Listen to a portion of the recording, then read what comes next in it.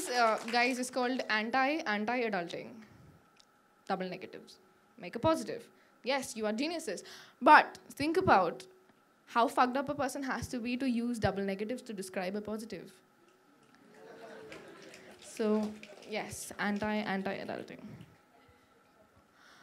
I was 22, and the 21-year-olds talked about broken hearts and bandaged wrists, about being anti-adults, kids at heart, and I do not know if my brain was kidding when it decided to slam the image of a baby goat to the word kid. 21-year-old baby sheeple who claimed that they were so tired of being adults and exclaimed about wanting to be phoenixes like Sylvia Plath. But you see, that road remains untrampled now because its wayfarer felt the unfortunate need to shut her head in an oven, and it has been 63 years this February, the year that I did not turn 21. When I was 21, the 18-year-olds complained about not being old enough, bold enough, bulimic enough, jolly good, botoxed enough, Ambani enough to enter bars, blow shots, blow men, blow their virginities on this debonair stranger, Casanova by night, casserole by day, cigarette-burning mosaic of all the flowers he had deflowered to water down his manhood. Excited voices raised bars as the bouncers barred entry to these young ladies and taught them newer meanings to the word flash, which had nothing to do with smartphones or cameras or speedsters. I was 18, and the 15-year-olds couldn't get enough of the pleasures of unprotected sex. They mooned Shakespearean sonnets on their many loves, even as they tittered about how their unborn prodigal son would look like when they flushed his slimy highness down the toilet cell.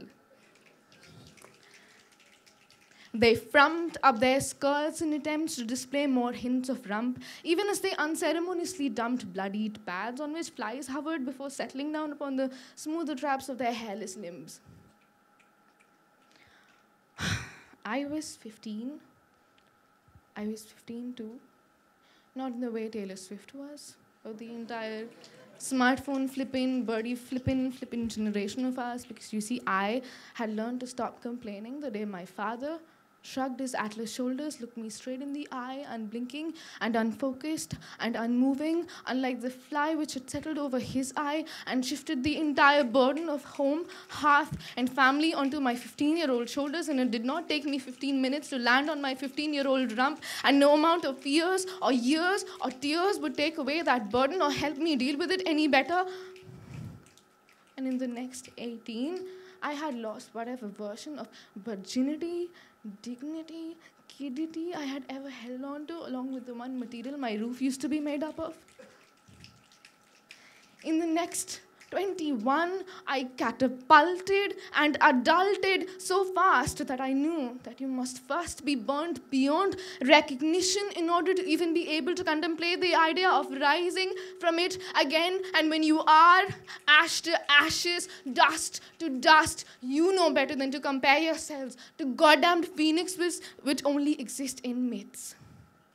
Because then, as I am now, a 24-year-old adult, I know that metaphorical burning aside, there is this unglorifiable, unromanticizable, ugly, deplorable burn in the stomach and in the heart when you have real mouths to feed and real problems to deal with and no choice but to grow the fuck up. Thank you.